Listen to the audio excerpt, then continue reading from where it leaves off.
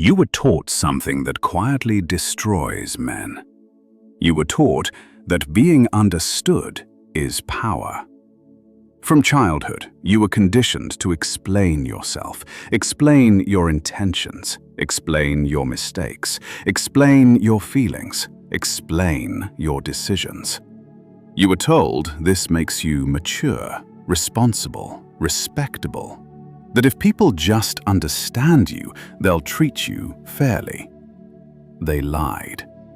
Understanding does not create power. It creates access. And access is how men are controlled. Look closely at how power actually works in the real world. The men with authority do not rush to be understood. They do not over-clarify. They do not justify their existence. They speak, they act, they move on. Yet the average man does the opposite. The moment he is questioned, his nervous system lights up. His heart rate rises, his throat tightens, his mouth opens. He starts explaining. Not because logic demands it, but because fear does. Fear of being misjudged, fear of losing approval, fear of being seen as wrong, fear of social rejection. And here is the brutal truth no one teaches you. The moment you explain yourself unnecessarily, you accept the frame that you are being evaluated. You place the other person above you. Explanation is not neutral. It is a submission signal. This is why children explain themselves to adults, why employees explain themselves to managers, why defendants explain themselves to judges. Power never explains downward. Niccolò Machiavelli understood this centuries ago. He observed that the ruler who feels compelled to justify himself has already surrendered authority. Because respect does not come from clarity, it comes from certainty. And the man who explains too much reveals uncertainty, even when he is right. In the next part, you'll understand the hidden psychology of why people instinctively lose respect for men who over-explain, even when their logic is flawless. Why explanation signals weakness, even when you're right. Here is the uncomfortable truth most men never confront. People do not judge your explanation. They judge why you felt the need to give one. When you explain yourself, you reveal something far more important than facts. You reveal your internal position. A man who explains says, without words, "I need you to understand me in order to feel safe." That need is detected instantly, at a subconscious level. Human beings are not logical creatures first. They are status-detecting organisms. Before anyone processes your reasoning, their nervous system asks one question. Is this man above me, equal to me, or beneath me? And explanation answers that question. Explaining places you beneath. Think about the men you instinctively respect. Do they over-explain? Do they rush to defend themselves? Do they justify their tone, their choices, their boundaries? No. They state. They decide. They move on. Because explanation shifts the interaction from direction to permission. You stop leading. You start negotiating your legitimacy.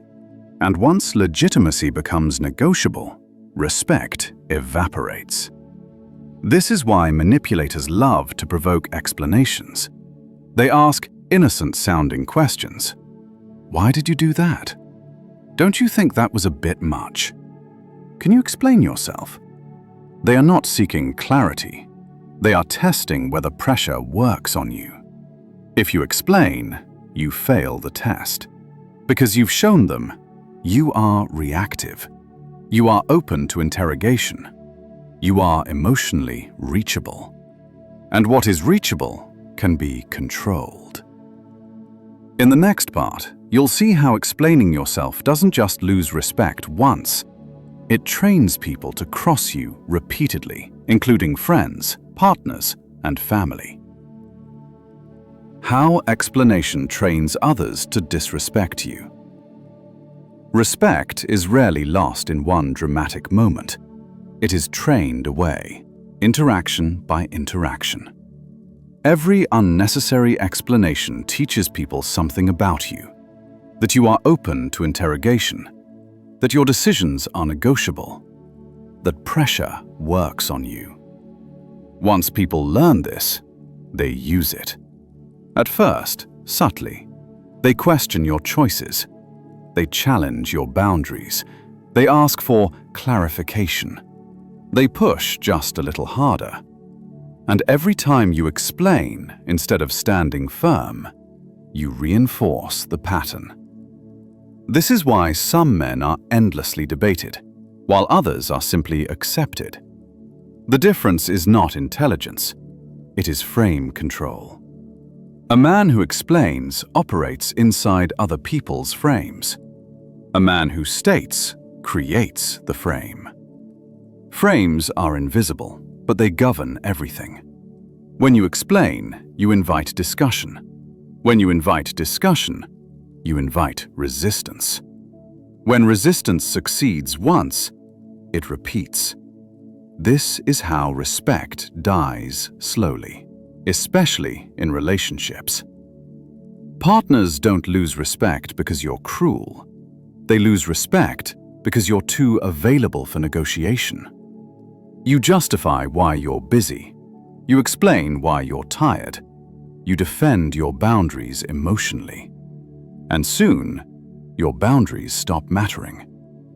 The moment you feel the urge to explain yourself emotionally, ask this: did I actually do something wrong, or am I just uncomfortable being misunderstood? Because discomfort is not guilt, and misunderstanding is not danger. In the next part, we'll expose the critical difference between strategic explanation and emotional leakage, and why confusing the two destroys men. Strategy versus emotional leakage. Not all explanation is weakness. This is where shallow advice fails men. The problem is not explanation itself. The problem is why you are explaining. There are two types of explanation: strategic explanation, emotional explanation. Strategic explanation serves an outcome. Emotional explanation serves anxiety. Most men don't explain to clarify. They explain to relieve internal tension. They want the discomfort to stop. They want approval restored. They want reassurance. So they talk. And every extra word leaks power. Strategic explanation is brief, cold, selective. Emotional explanation is long, defensive, self-focused. Here is the Machiavellian rule: never explain to soothe emotions, yours or theirs. If explanation doesn't move you forward, it moves you downward.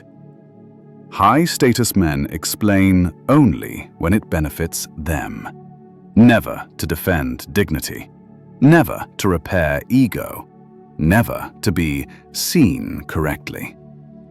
They are comfortable being misunderstood, because misunderstanding creates ambiguity, and ambiguity creates respect. People fear what they cannot fully read. In the next part, you'll learn what to do instead of explaining, the behaviors that increase authority instantly without saying more. What powerful men do instead. When challenged, most men panic internally. They rush to correct the narrative. They rush to justify. They rush to defend. This is the mistake. Powerful men do something different. They pause.